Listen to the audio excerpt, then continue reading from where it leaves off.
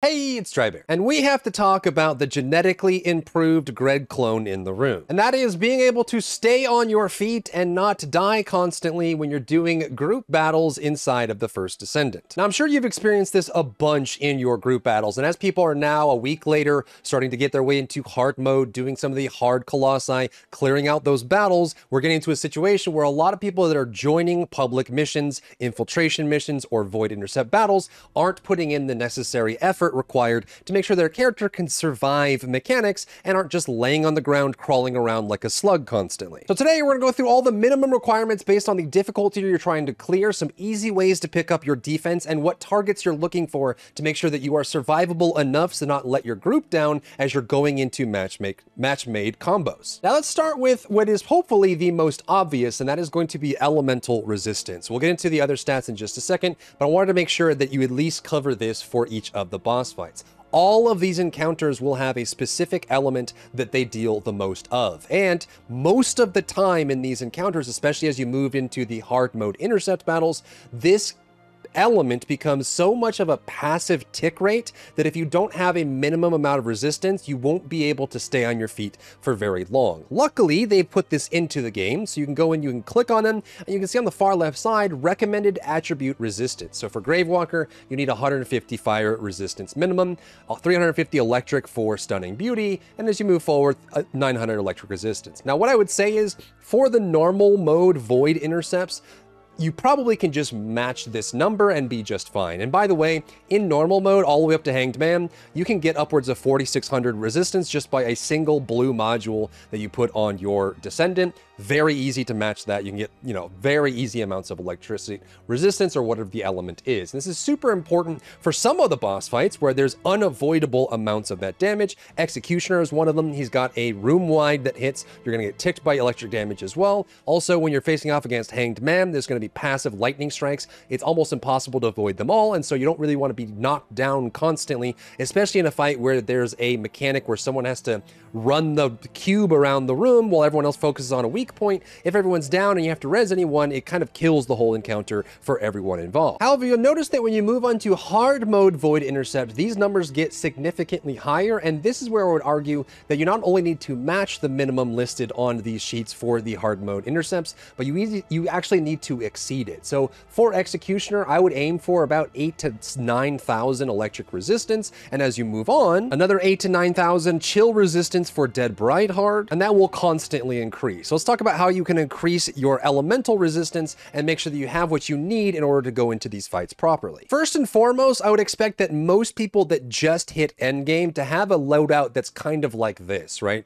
They have low capacity on that Descendant, they don't have everything perfect. You're basically going to want to get a sub-attack modifier, either a grapple one or a melee attack one, max it out so you can get more capacity, and then have a red modifier with a couple levels on it. And then I would expect you to have only a few more modules that are close to maxed out that give you the defense that you need. For example, if you were to go in against a electric void intercept battle, you can grab electric antibody, which is a blue module, very cheap, easy to upgrade, and gives you 4,600 electric resistance flat without any extra modifiers on top of that. Now we'll talk about HP and we'll talk about defense in a second, but there's also additional modifiers that you can include as well. So this is what I would say is your target goal, especially if you're a free-to-play player, you just hit your end game, you unlocked hard mode, you finished the story, and you want to go into the hard bosses, the hard missions, the hard infiltrations. You need to be paying attention to the defense and survivability of your character, or you're just going to be a floor slug, and floor slugs do 0 DPS no matter how good their build is. Optionally, there's also these other, there's purple, and there's also ultimate level modules that can make a big difference as well. For example, Insulated Conductor allows you to be electrocution immunity, so you're immune to getting electrocuted, which can be very useful in some of the fights, especially hard Executioner. You can get that value there, and it gives you a percent scaler on your electric resistance. You can see that with just electric antibody maxed out, I can clear all of the normal electric void intercept battles with plenty of resistance in a single slot without having to ever go down, and my survivability is going to do just fine. And then when I go into hard mode mode, I want to increase this even more. You can see with just the extra insulation, I've moved from the 4600 electric resistance to 9300. And again, with just a few modules maxed out or leveled up, I can get enough resistance to reduce the damage that I take from these passive effects to not just constantly die. Now let's talk about HP and defense, and also the awkward third wheel of that is going to be shielding. As it stands right now, unless you're a Descendant that uses shielding properly, like Enzo or Kyle, you don't really want to invest much in shielding. It is hard to regenerate without any ability usage that does it. It regenerates very slowly, and once it's broken, it's kind of out of the way.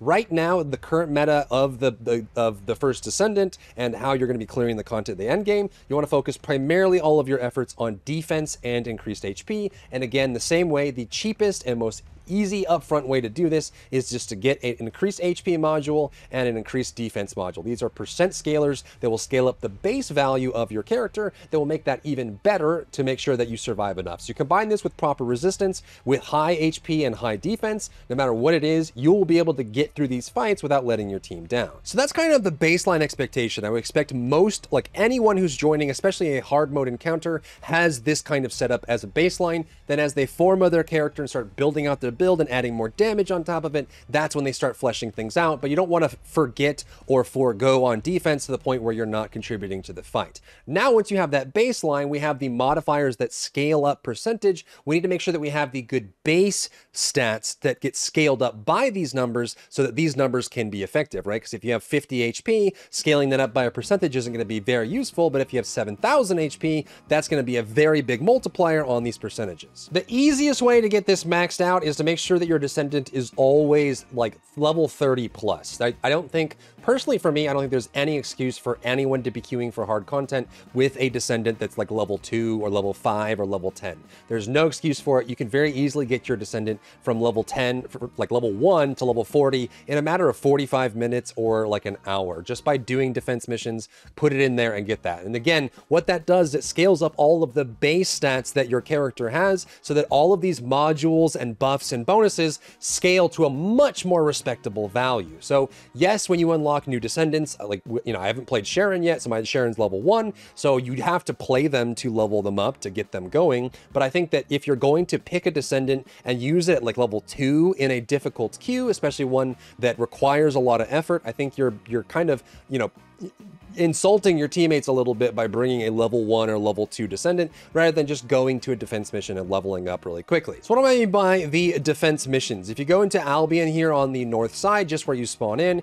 and you come in and you go over to the Special Operations Terminal, there's going to be a whole bunch of special operations. You have the mining activities that you can do. You also have the experiment activities, and you also have the shield icons, defend Albion resources. And these are by far the easiest way to level up Descendants. Kingston is one of the simplest because you don't even have to move to do it. You can see all spawns in one location. Run this for a good 30 to 90 minutes and you'll get any Descendant from level 1 to level 40 and you'll have those base stats done. And this is a very easy way to up your survivability and make sure that you're enduring the mechanics in boss fights. Once you get to level 20, 25, it actually becomes more efficient to do Echo Swamp or Fortress. And if you're willing to jump around and do more mechanics rather than just do a point defense, you can even do Sterile Land mining or even White Knight Gulch mining. It does require you to move around a lot more, but you can actually get a lot of value out of that. Now, these themselves, they do have sequences, right? They have 21 waves in total. Some of your best rewards come from the last wave, but it gets much harder after wave 14. Some people will just do this to like wave 10 or wave 14 and then stop. This is the most efficient for XP, but not the most efficient for loot. So if you're looking for loot, you might want to make your own party, but just make sure that you're putting in the time and effort to level up your Descendants to make those base stats high enough so your scalars actually have real weight so that you can actually go through these, and you'll notice a massive difference by doing so. The next thing to talk about is going to be your mastery level. This is like your overall non-Descendant specific level, and not having enough mastery levels can really hurt you in the survivability department because you don't have enough capacity for your items and for your modules. On top of that, you're going to have inventory, storage slot, and consumable inventory increasing every time you increase your mastery, which is super worthwhile. You can have other things tracking, new features, stuff like that. But I would say that you definitely want to make sure that you increase your mastery as high as possible to get that extra bonus. Now, you stop getting these capacity bonuses somewhere along the line, but it keeps going up and up, and this will give you the more an option to have higher modules with higher stats and higher scaling to make sure that you're surviving enough. So I would say you probably want to, before you start doing hard mode, at least get to like Mastery 10. And the easiest way to do this is to make sure you level multiple Descendants. Anytime you level a proficiency on a weapon or a level on a Descendant that's not maxed out, it will give you extra mastery experience and help you level up your mastery level more than if you were just doing activities. So if you've been playing one Descendant the whole time, you're going to get far less of the mastery experience, especially if you're only doing content for farming to get that. So if you get multiple Descendants unlocked by going through the story, make sure you level them to 40 by doing those defense missions, doing those special operations to get that extra XP, get more capacity slot. Not only are you giving you more options for the weapons to make your weapons better, but you're also making more capacity for your Descendant to make them more durable and more effective, and even also more offensive too. Next, let's talk about your mobility, because this can be a huge game changer in some really difficult fights. There are sub-attack modules that will give you more capacity, and you want to make sure you max these out as soon as possible because it gives you more capacity on your Descendant. It's one of the most important things that you can do. However, there are some rarer versions of these sub-attack modules that affect your grappling hook, and this can make a huge difference in some of the Void Intercept battles and also some of the infiltration missions that allow you to get out of very nasty mechanics. The first one is mid-air maneuvering. This allows you to grapple onto the air. You don't have to hit a wall or anything. It'll just go to max range, grapple, and pull you. This is great for characters like Executioner, where he sucks everyone in and drops them into that big lightning AoE. You can just grapple in the air and dash away. Also, in some cases, like in Dead Bride, where you have a large, wide radius frost effect that goes off, a long distance maneuvering can be useful because it can grapple much further than the normal grapple, getting you out of that, especially if you're a low mobility character. You can also do 3 stacks of grappling instead of 2, which means you can grapple 3 times in quick succession. All of those make a very big difference. Another quick tip is to use the aerial slams that you have from your melee attacks as well. So if you're running your mid-air maneuverability, you can grapple out in the air to move yourself out of danger if you're in trouble, but there's also a couple mechanics where your character is stuck in the air and you want to get out of the way really fast. This is something that is a very useful trick as well. Anytime you're in the air, if you use your sub attack, it will quickly take you to the ground. This is a ground slam. It uses your sub attack and puts it on cooldown, but you can sometimes avoid the recovery animation that you get when you fall too far to the ground. And if you really need to get on the ground, so you can actually, like, if you're too far away, you can hit that and then roll and get out of the way if you're, floating. I see many situations, especially even in the infiltration missions, where someone's falling down, they wait, they get the landing animation, and then they try to run, and then they get hit by a big AoE and they go down on the ground because they couldn't avoid it in time. Whereas if you know about this trick, you can very easily get into the air. As you're falling down, you just hit the F button and then you can roll away, you can grapple away, you can get that distance, which allows you to get out of the way of bad AoE. Next is a big tip around resupplying. This might sound obvious, but I see a lot of players not using this. During dungeon missions, infiltration missions especially, you will see these resource boxes and you can destroy them to get extra loot, mana, HP, ammo, things like that. And during these long missions, especially on hard mode, these respawn regularly. So you want to make it a habit of dealing damage to the boss, jumping over, killing the box, collecting it, and getting the loot. During Void Intercept battles, you will constantly get ads spawning and running towards you, and that is how you get your HP, your mana, your shielding, your ammo, all of that. Your resupply comes from the ads that are constantly spawning. So take a moment in between breaking parts on the Void Intercept Colossi to kill off the side ads, grab the loot, and keep in mind that loot is instance per person, which means that when you kill the ad, you're spawning it for your teammates as well. So it doesn't mean you have to spend your whole time killing ads, but if you're killing no ads, it means you're not providing any resupply for yourself or anyone in your party. And also to add on to the sub attack thing, so this is what I'm talking about with a ground land. When you have that special long delayed animation where if you fall far enough, you will land and then have to sit through that animation in order to avoid. This happens a lot with Executioner, Devour, even Swamp Walker in some cases. You get that problem where you land and you can't really do anything. You want to avoid this animation at all costs, especially on Executioner where you get traps. You can do, the F slam where you can actually just do this, get out of the way by doing the sub attack, but you can also shoot as well, which will reset your fall distance. So just before you land, if you shoot, just before you land, land, if you shoot, you can actually keep running as you land and avoid that animation. So make sure you're doing either one of those to make sure you don't get stuck in some random AoE and take a bunch of damage. And the last thing worth mentioning is going to be around your external components and your reactors, specifically your external components, because this is where a lot of your base stats are going to come from. Once you've maxed out your mastery as high as you can get it, you've gotten your Descendant to level 40, you've got everything set up, and you've got your very basic loadout of very easy, cheap defense increases for the modules on your character. The next thing you want to look at is getting some nice max HP, max defense, and resist on your external components. Even if you don't have a set bonus active,